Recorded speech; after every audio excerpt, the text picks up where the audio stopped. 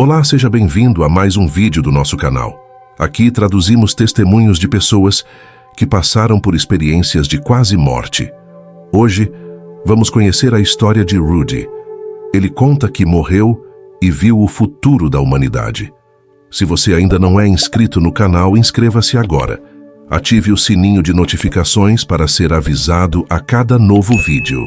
Agora, vamos escutar o testemunho de Rudy. Encontramo-nos agora em fevereiro de 2004, recordando com a maior precisão possível e seguindo o estilo de escrita que melhor me representa.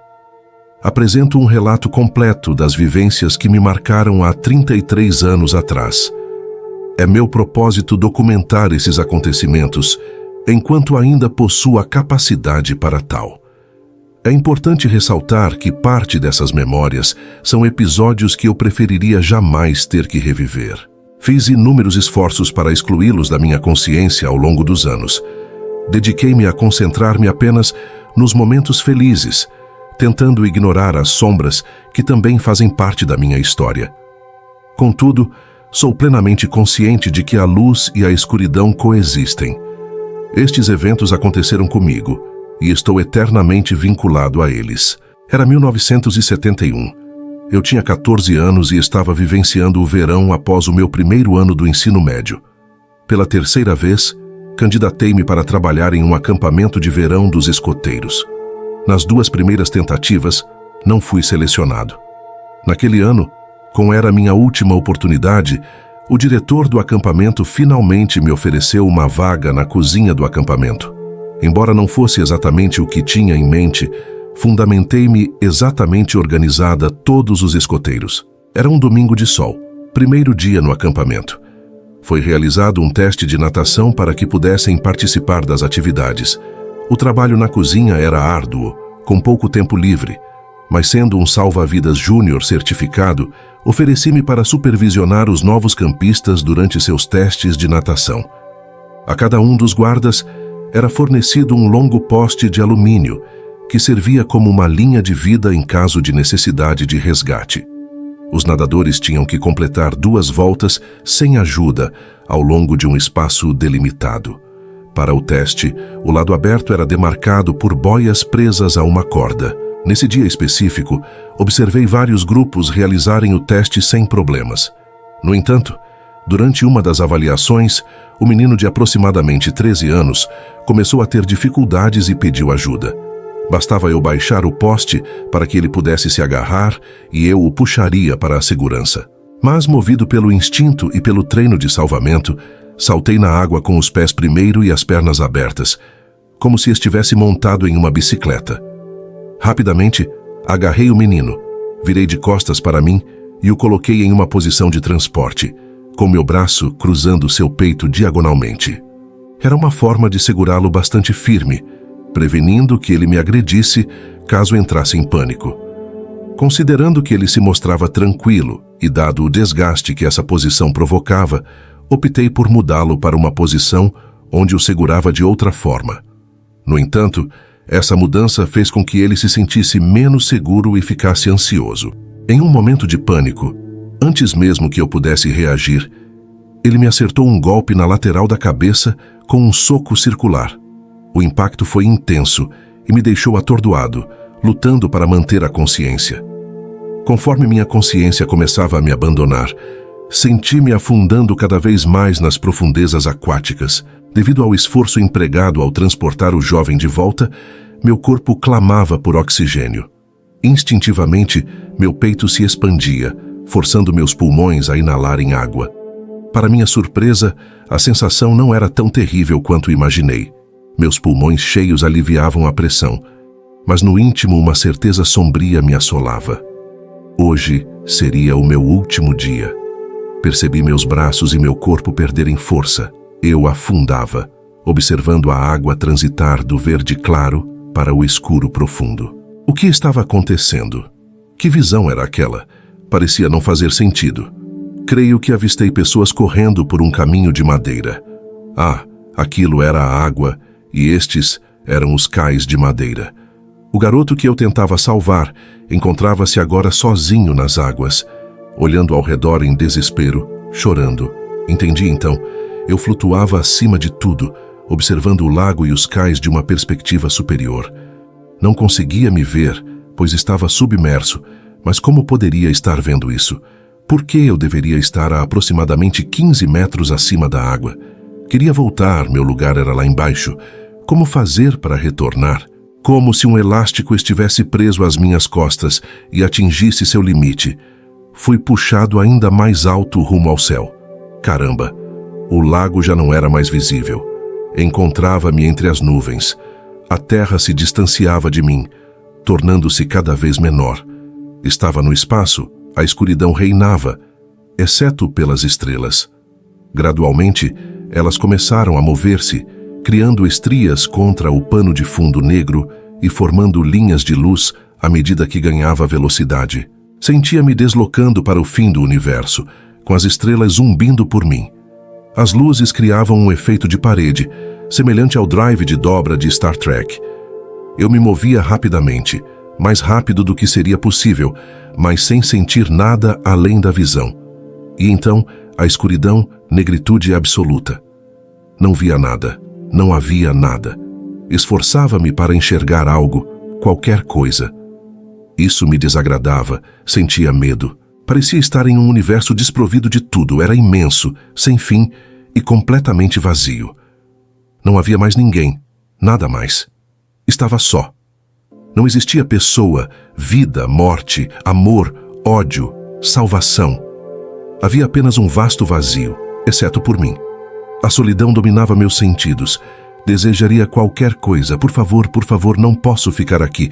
Espere, será que também ouço algo? Minha mente estaria me pregando peças. Escuto risadas. Não sei se gosto desse som.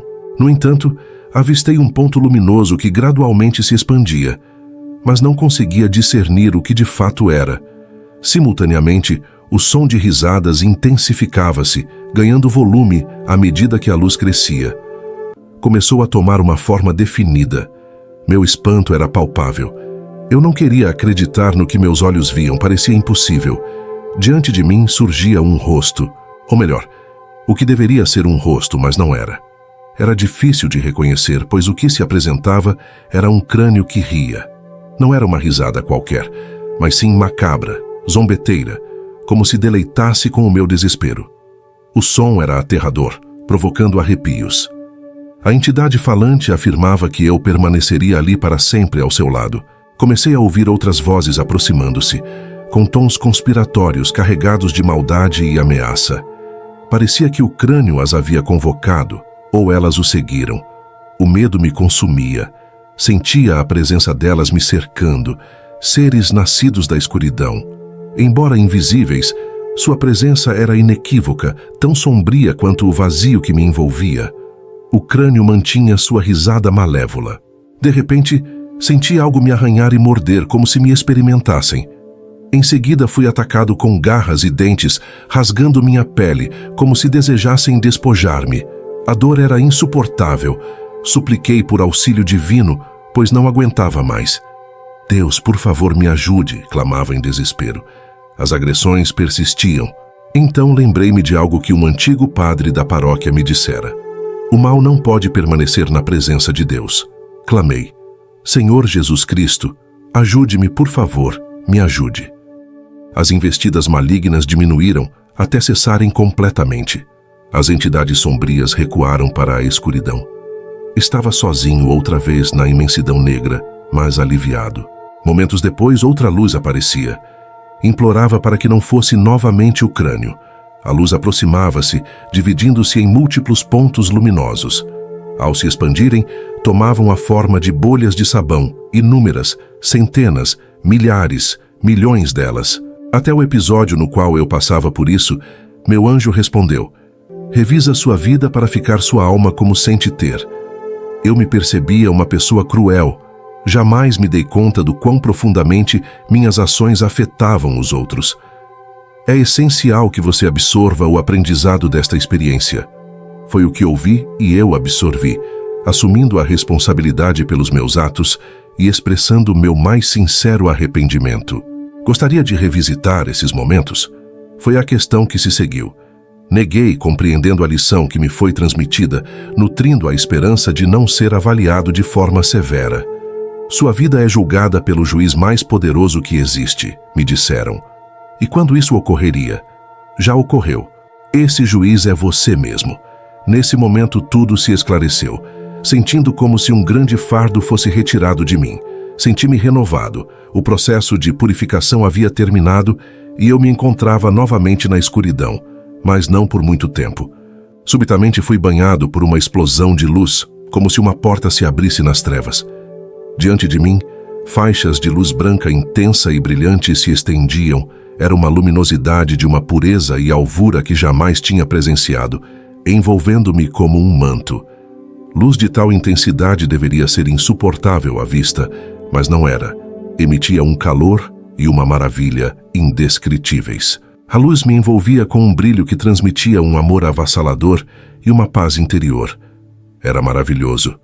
Aproximei-me. Alguém estava parado no limiar. Raios de luz branca irradiavam ao redor de seu corpo. Vestia uma túnica branca com os braços estendidos e as palmas das mãos voltadas para cima.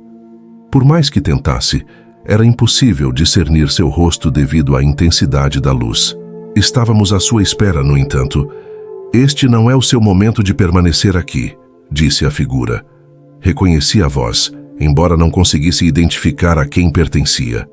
Por que não conseguia reconhecê-lo? Eu deveria conhecê-lo. Nunca antes havia experimentado um sentimento de serenidade tão profundo.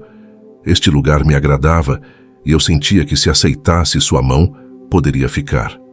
Se o tocasse, minha estadia se tornaria definitiva, sem a possibilidade de retornar à existência anterior.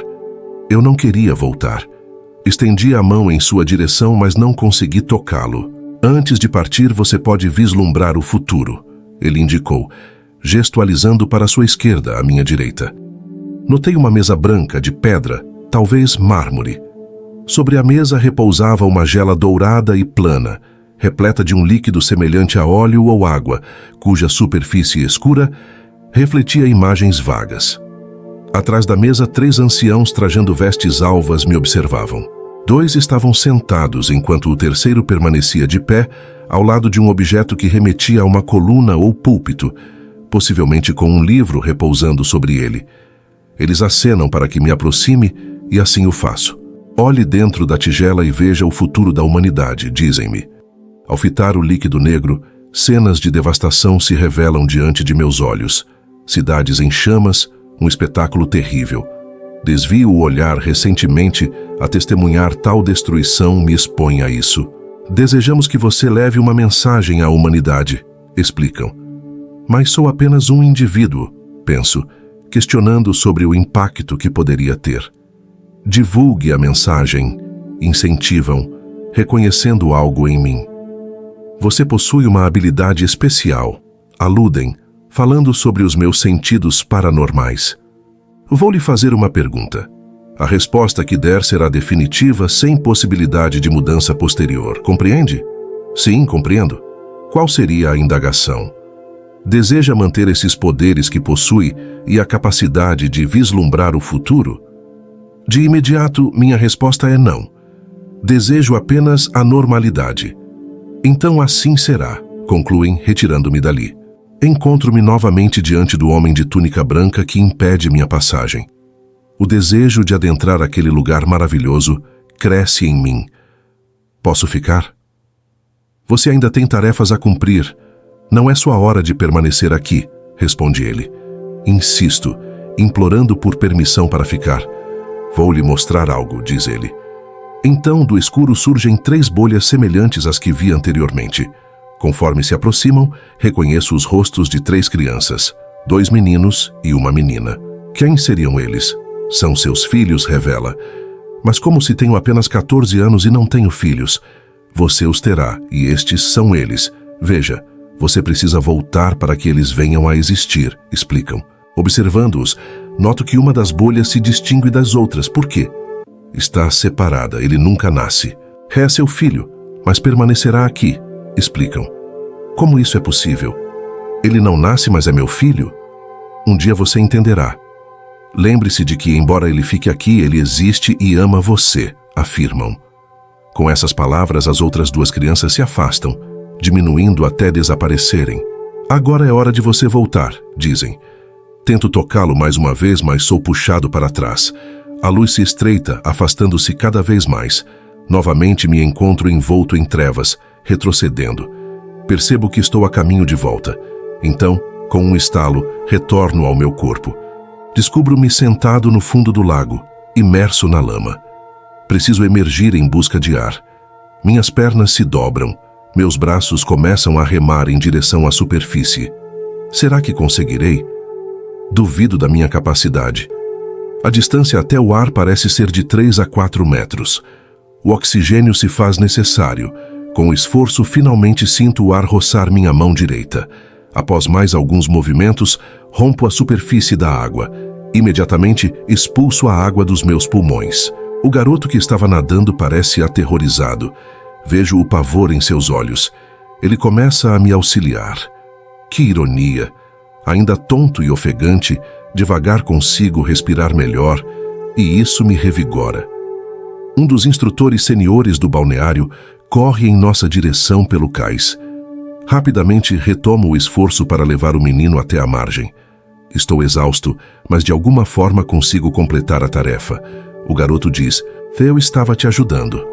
Interrompo e, com a ajuda do instrutor, sorrio e o empurro para cima do cais. Ele me parabeniza por salvar o menino. Sinto-me atordoado e confuso. Sem dizer uma palavra, saio da água. Meu corpo está inteiro, mas minha mente ainda tenta compreender o que acabou de acontecer. Antes desse episódio em minha vida, vivenciei muitas experiências paranormais. Após o ocorrido, foram completamente eliminadas, mas aprendi a conviver e interpretá-las melhor. No fim das contas, quem conversa consigo mesmo tornam-se normais, e por isso sou grato. Dos anos questionei, um garoto de 14 anos enfrentaria uma entidade tão maligna? O que poderia haver de tão ruim na vida de um jovem dessa idade que justificasse tal experiência? Cheguei à conclusão de que minha viagem ao outro lado não foi planejada, de modo que membros da família e amigos que lá residem não estavam prontos para me receber. Ninguém esperava por minha chegada, o que me tornou um alvo em potencial para as entidades sombrias. No entanto, prefiro acreditar que quando for o momento certo, alguém me guiará por um caminho seguro. Na época dessa experiência de quase morte, eu era católico e continuava frequentando uma escola católica que, na verdade, preparava garotos para o sacerdócio. Porém, eu estava transformado. A religião já não tinha o mesmo significado para mim. Deixei de ver a igreja como o destino final, encarando-a mais como um meio que algumas pessoas utilizam para alcançar seu objetivo. Minha percepção agora se concentra na ideia de um Criador com um plano divino que se revela a nós em seu tempo e a seu modo. Teria eu encontrado o Criador? Não tenho certeza. Um detalhe interessante dessa história é que nos 2 anos seguintes estudei grego clássico na escola. Foi então que me familiarizei com a crença dos antigos gregos nas moiras, sábias anciãs geralmente retratadas em túnicas brancas e barbas brancas.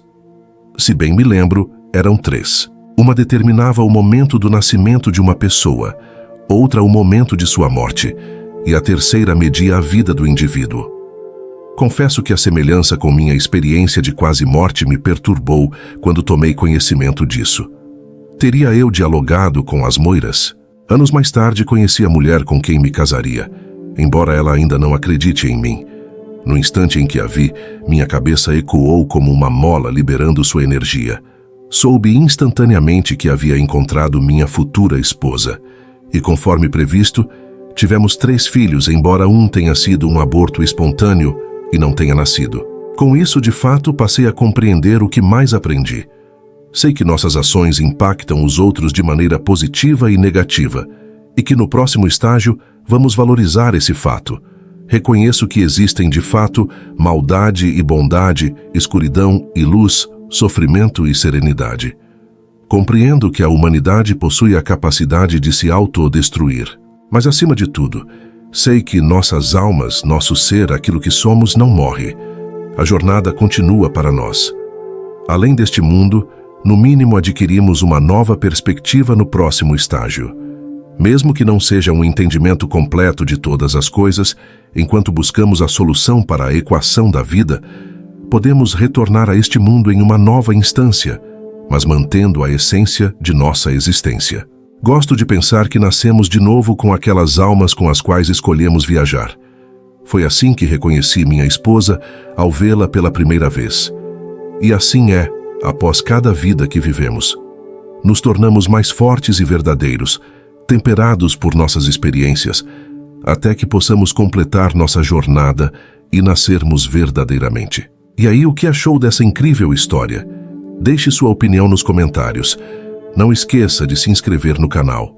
Ative o sininho de notificações para ser avisado a cada novo vídeo. Obrigado por assistir até o final. Se quiser continuar ouvindo a outras experiências como esta, clique em um desses 2 vídeos que estão aparecendo agora em sua tela.